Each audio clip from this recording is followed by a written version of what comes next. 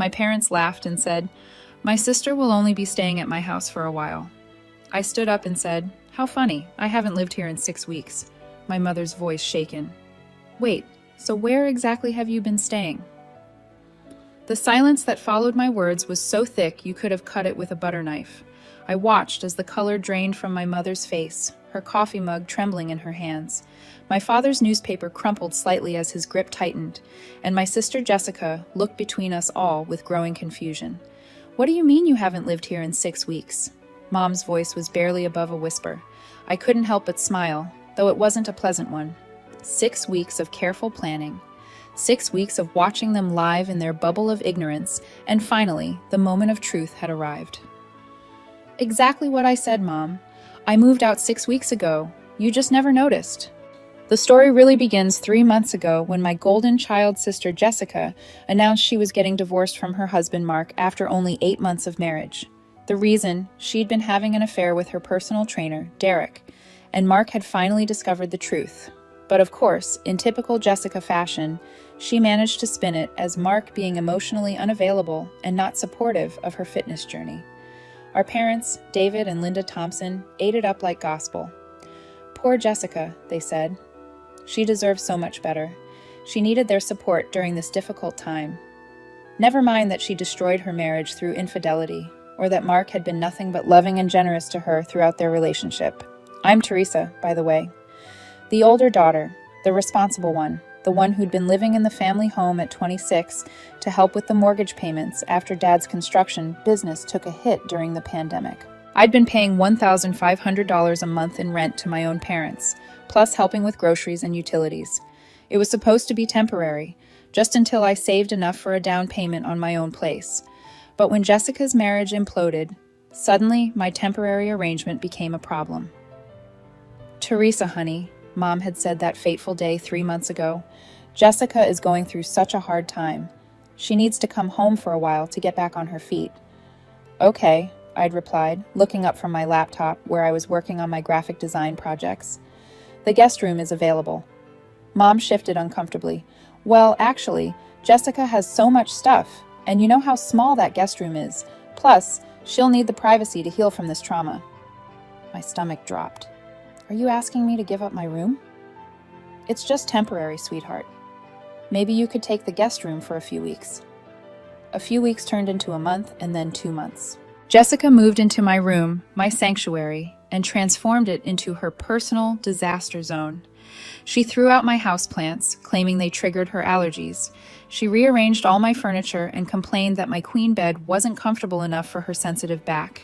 She even had the audacity to suggest I should store my art supplies in the garage because they were cluttering up the space. Meanwhile, I was cramped in the 8x10 guest room with a twin bed and no desk space for my work. When I tried to use the dining room table for my projects, Jessica would come down and need the space for her vision boards and healing crystals. The breaking point came when I overheard Jessica on the phone with her friend Madison, laughing about how she'd managed to kick Teresa out of her own room and how our parents were totally wrapped around her finger. She went on to mock my work as a freelance graphic designer, calling it not a real job and suggesting that maybe this situation would motivate me to finally move out and stop being such a burden. That night, I made a decision that would change everything. I started looking for apartments immediately, but I didn't tell my family. Instead, I began documenting everything. Every mess Jessica left in the kitchen that I cleaned up, every time she used my shampoo, ate my food, or left her clothes in the shared bathroom. Every conversation where our parents praised her strength and resilience while treating me like an inconvenience. I also started recording some of our interactions, particularly the ones where Jessica was at her nastiest. Pennsylvania is a one-party consent state, so I wasn't breaking any laws. I wanted evidence of who she really was behind the victim act she put on for our parents. 2 weeks later, I found the perfect apartment. It was a beautiful one-bedroom in a converted historic building downtown with hardwood floors, huge windows, and enough space for a proper art studio. The rent was $2,000, $500 more than what I'd been paying my parents. But I'd been freelancing more and had just landed a major contract with a local marketing firm that would more than cover the difference. I put down the deposit and signed a lease that same day. But here's where my plan really began. Instead of announcing my move, I decided to see how long it would take my family to notice I was gone. I moved out gradually over the course of a week, taking boxes to my new place during the day while everyone was at work. I left just enough clothes and toiletries to make it look like I was still living there. I also left my houseplants in the main room where Jessica hadn't bothered to throw them out yet, and kept some art supplies in the garage to maintain the illusion. My important documents, electronics, and most of my belongings went to the new apartment first. The beauty of the guest room was that nobody ever went in there anyway. It was tucked away at the end of the hall, and since Jessica had taken over the main floor common areas, there was no reason for anyone to venture into my space. I kept up the illusion by doing 3 key things. First, I continued to make my bed every morning before work, so if anyone did peek in, it would look like I'd slept there. Second, I left a few dirty dishes in the sink periodically and made sure to replace the milk and other staples I supposedly would have used. Third, I maintained my usual communication patterns, responding to family group texts and showing up for Sunday dinners. Most importantly, I continued making my monthly rent payments through automatic bank transfer, so they wouldn't notice any missing income that might raise questions. The ironic part was that it was actually easier to maintain the illusion than it had been to live there. Without Jessica's constant mess and drama, without having to navigate the tension and favoritism, I could just pop in for appearances and leave.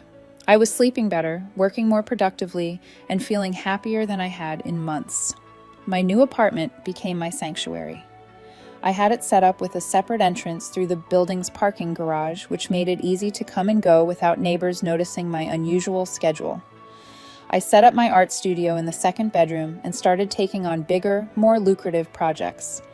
During the day, I worked from home, taking client calls and video meetings from my apartment while maintaining the fiction that I was still living with my parents. I joined a local artist collective and began showing my work in galleries. I started dating again, something I put on hold while dealing with the chaos at home. After 2 weeks of settling in, I even adopted Luna, a beautiful calico from the local shelter. Something I never could have done while living with Jessica, who claimed to be allergic to everything. Week by week, I watched my family through social media and our brief interactions. Jessica continued to milk her victim status, posting dramatic quotes about rising from the ashes and finding strength in adversity. Our parents continued to cuddle her, paying for her gym membership, her therapy sessions, and her frequent shopping trips for self-care. The psychological toll of maintaining this double life was more complex than I'd anticipated. On one hand, I felt liberated and empowered, finally living on my own terms without walking on eggshells around Jessica's moods or our parents' favoritism. On the other hand, there was a deep sadness in realizing how easily I could disappear from their lives without anyone noticing. I started keeping a detailed journal of each day's interactions, partly for evidence and partly for my own sanity. Day 12. Came by to grab mail. Jessica using my old room as her personal closet. Clothes everywhere. Mom asked if I could pick up groceries since I was already out. Paid for $78 worth of food that Jessica will eat while complaining about being broke. Day 18. Sunday dinner. Dad mentioned the mortgage payment being tight this month. Jessica immediately suggested they could cut back on unnecessary expenses. When Mom mentioned my rent contribution, Jessica said maybe they should look into adjusting it since I barely use any space anymore. They all laughed. I excused myself to the bathroom and cried for 10 minutes. The most revealing moments came during those Sunday dinners. I'd sit at the table, contributing to conversations, helping clear dishes, being physically present, but it was like I was invisible. Jessica would dominate every discussion with her latest drama or achievement. She'd gotten a part-time job at a boutique, and our parents treated it like she'd won a Nobel Prize. Jessica's so responsible, Mom would gush. She's really turning her life around. Meanwhile, I just landed my biggest freelance contract ever, worth more than Jessica would make in 6 months. And when I mentioned it, Dad nodded absently and asked Jessica if she needed help with her car insurance payment. The invisibility extended to the physical space, too. During week 3, I conducted a little experiment. I rearranged the guest room completely, moving furniture around and changing the bedding. I left it that way for 5 days. Nobody noticed.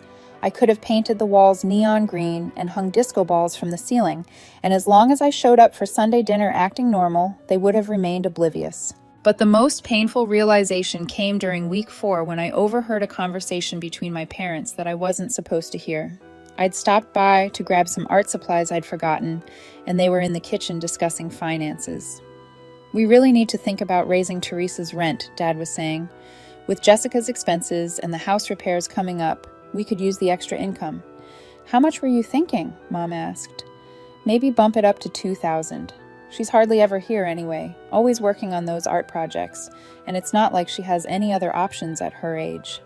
"That seems fair," Mom agreed. "She should be grateful she has somewhere affordable to live. Most people her age are paying way more for apartments." They were planning to raise my rent by $500 for a room I wasn't even living in, based on the assumption that I had no other choices and should be grateful for their generosity. The casual dismissal of my art projects as if they were a hobby rather than my actual career was the final insult. That's when I started recording conversations more systematically. I bought a small digital recorder and began documenting not just Jessica's manipulative behavior, but also my parents' casual disregard for my contributions and achievements. The evidence piled up quickly. Meanwhile, I documented everything. Screenshots of Jessica's social media posts showing her out partying with Derek while she was supposedly healing from trauma. Photos of the chaos she left in the kitchen. Recordings of her on the phone bragging about manipulating our parents and mocking me. My new life was flourishing in ways I hadn't expected. Without the constant stress of navigating family drama, my creativity exploded. I was producing my best work ever, bold pieces that reflected my growing sense of self-worth and independence.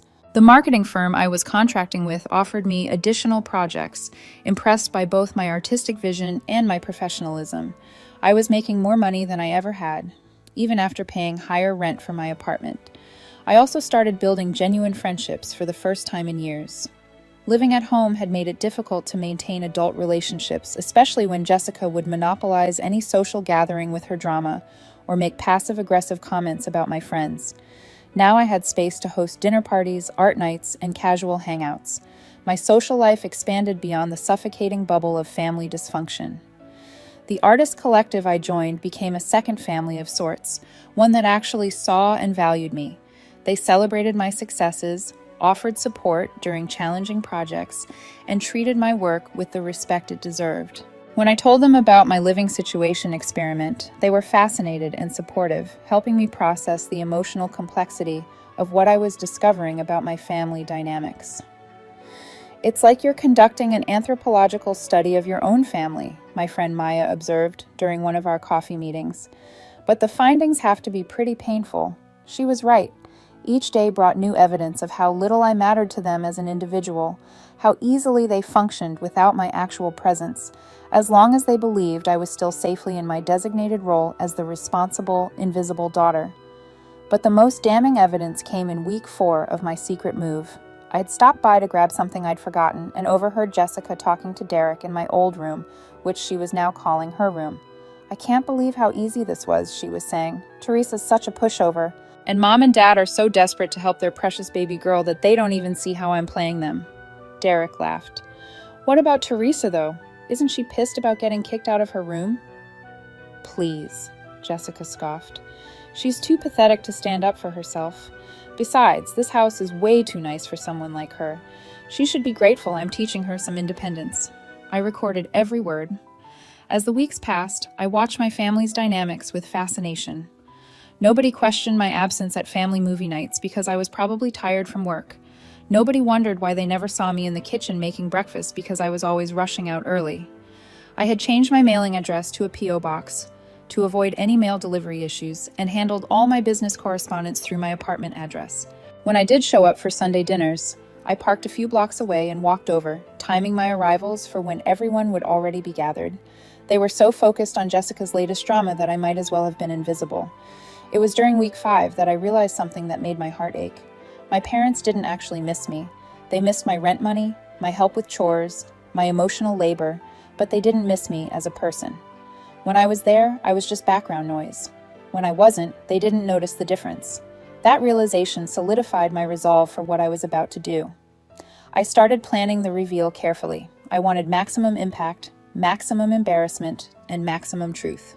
I also wanted witnesses, so I decided to do it during Sunday dinner. Jessica often had Madison over for these dinners lately, treating them like social media opportunities to showcase her supportive family narrative. The setup was perfect. I arrived at Sunday dinner as usual, bringing dessert and acting completely normal. Jessica was holding court at the dining room table, regaling everyone with her latest tale of woe about how difficult it was to rebuild her life and how grateful she was to have such supportive family.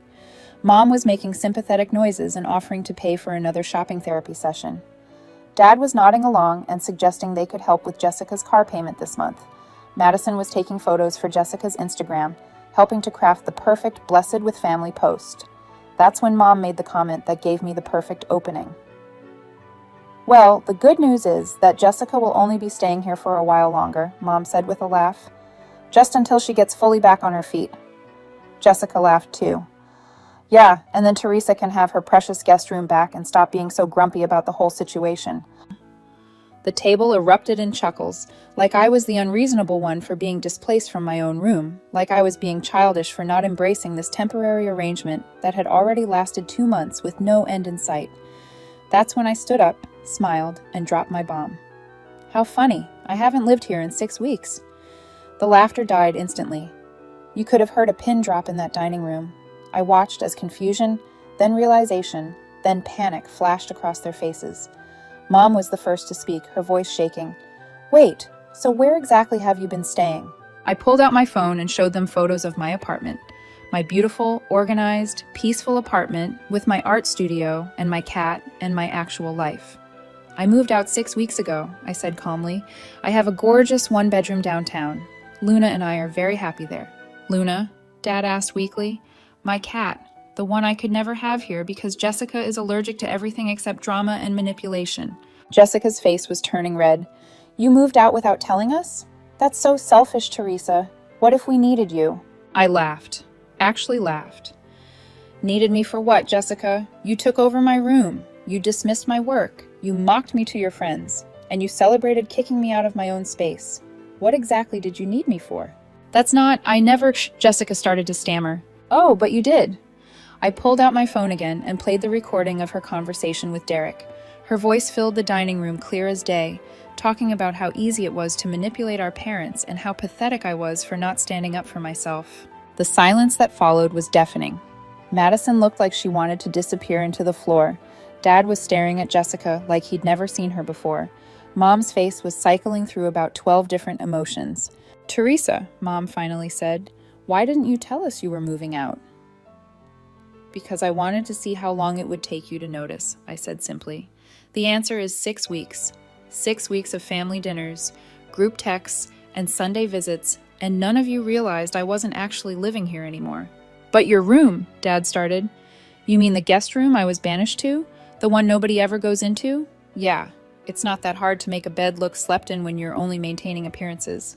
I could see the wheels turning in their heads, reviewing the past 6 weeks. Realizing how easily they'd been fooled, how little attention they'd been paying to my actual presence or absence.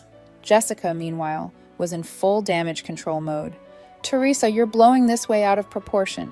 I was going through a divorce. I needed support." "You were going through a divorce because you cheated on your husband," I said bluntly. "And instead of facing the consequences of your actions, you manipulated our parents into making me the casualty of your poor choices." "That's not fair," Jessica snapped. Mark was emotionally absent. He didn't understand my needs. I pulled out my phone again and showed them screenshots of Jessica's social media from the past 2 months.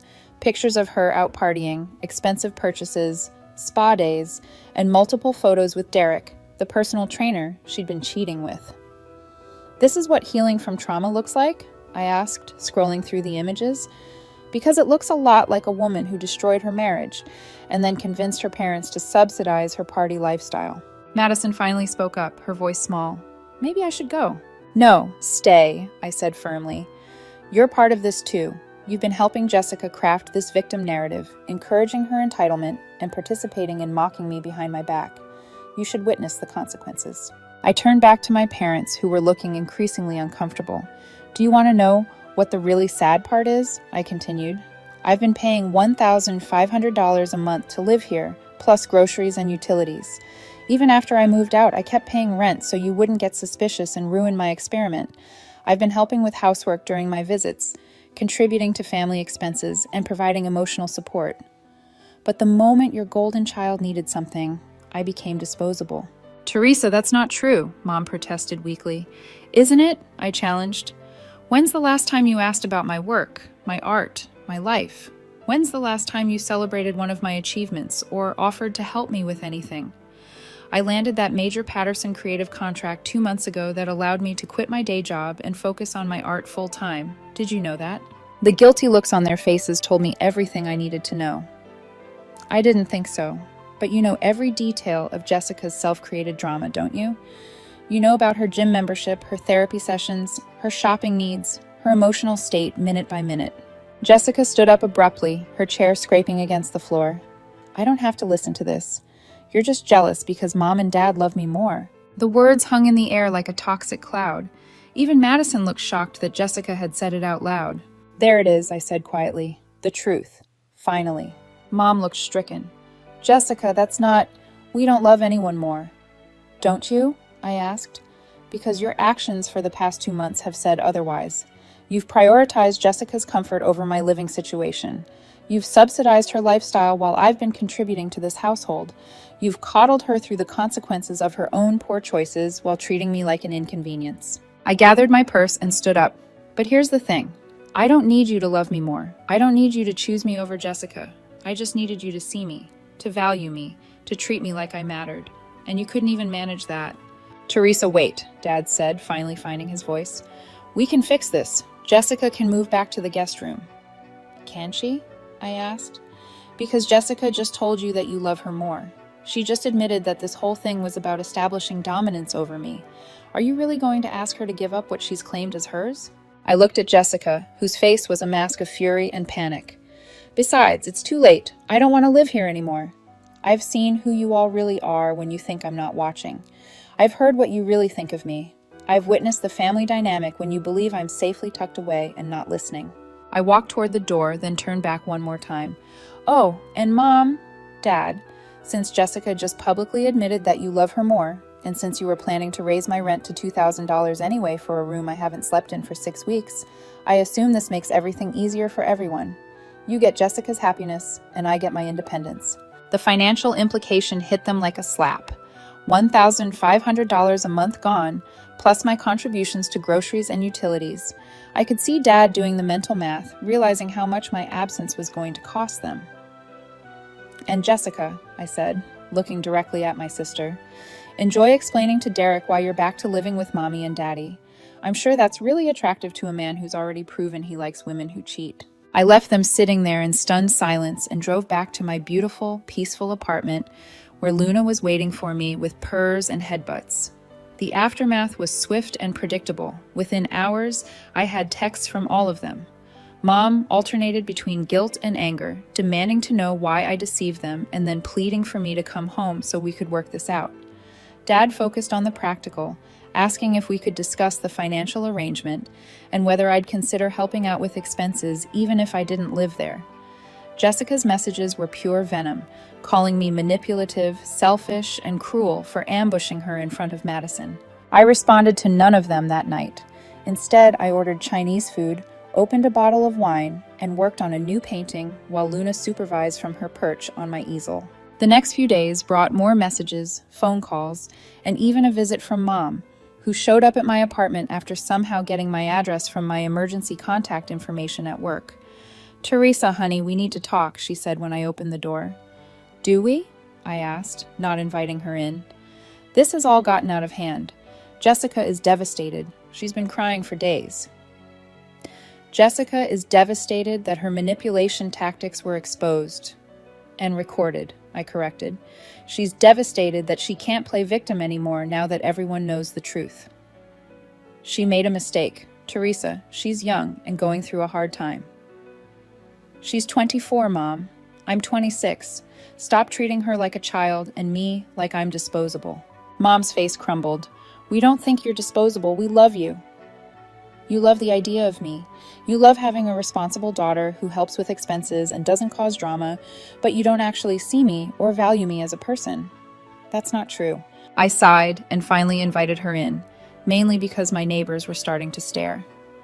Mom, sit down. I want to ask you something, and I want you to answer honestly.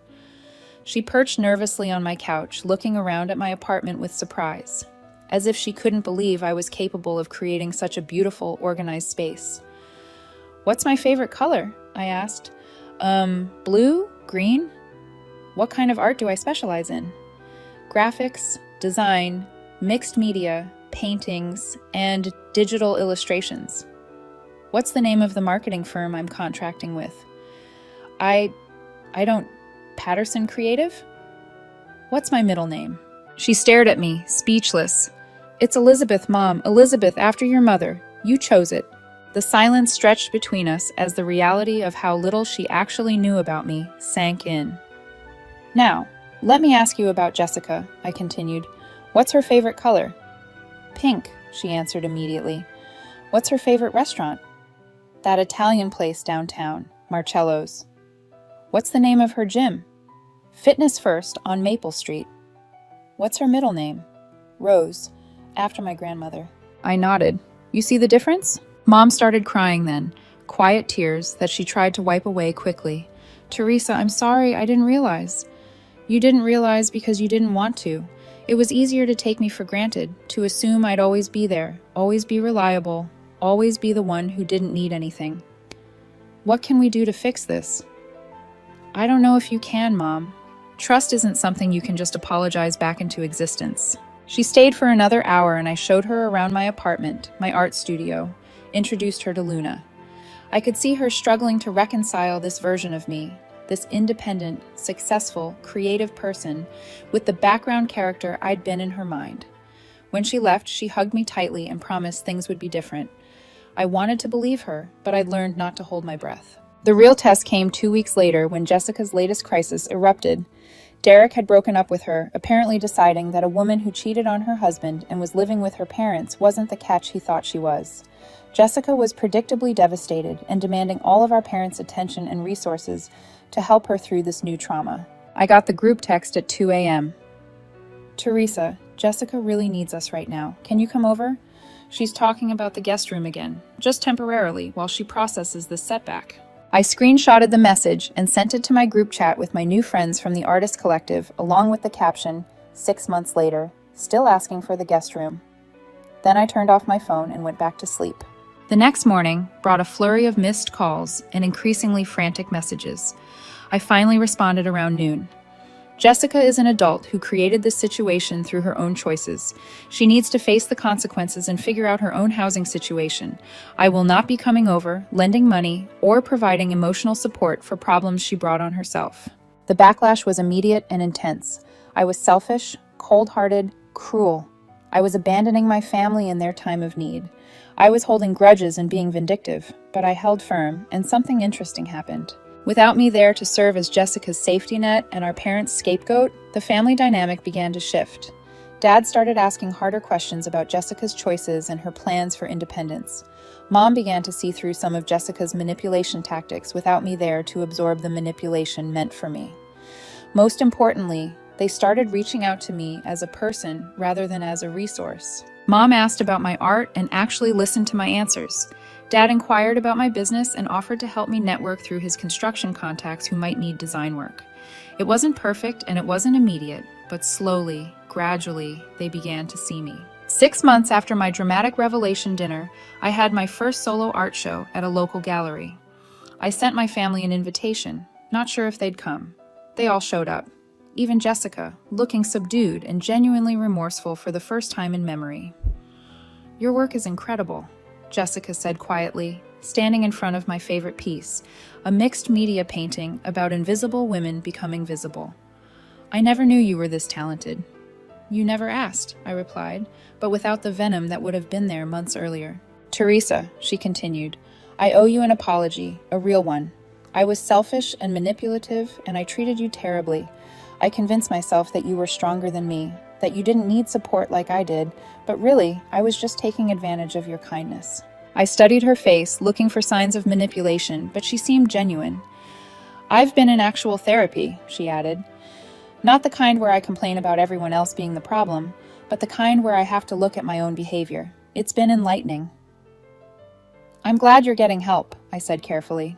"I'm also getting my own apartment next month. I've been working 2 jobs and saving up. No more living with mom and dad. No more expecting everyone else to solve my problems." I nodded, impressed despite myself. The evening was a success. I sold 3 paintings, including the one Jessica had been admiring.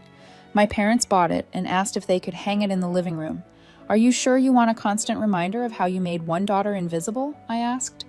"We want a constant reminder of how incredible you are," Mom replied, "and how lucky we are that you're still willing to be part of this family." It's been a year now since my dramatic dinner revelation. The family dynamics have changed permanently, and while things aren't perfect, they're honest in a way they never were before. Jessica is thriving in her own apartment and her new job at a nonprofit. She's single and says she's focusing on becoming the kind of person who deserves a good relationship rather than trying to manipulate her way into one. My parents have both apologized multiple times and backed up their words with actions. They ask about my life, celebrate my successes, and respect my boundaries. They never again ask me to sacrifice my comfort for Jessica's convenience. And me? I'm still in my beautiful apartment with Luna, creating art that sells in galleries across the state. I'm dating a wonderful man named Kevin, who knew nothing about my family drama when we met and loves me for exactly who I am. Sometimes I think about that dinner, about the moment I stood up and shattered their comfortable delusions. It was terrifying and exhilarating and necessary, because sometimes the only way to become visible is to disappear first. And sometimes the only way to be valued is to show people what they lose when they take you for granted. My family learned that lesson the hard way, but they learned it. And now, finally, we're building something real together instead of just maintaining comfortable lies. The guest room, by the way, is still a guest room. Nobody lives there permanently anymore.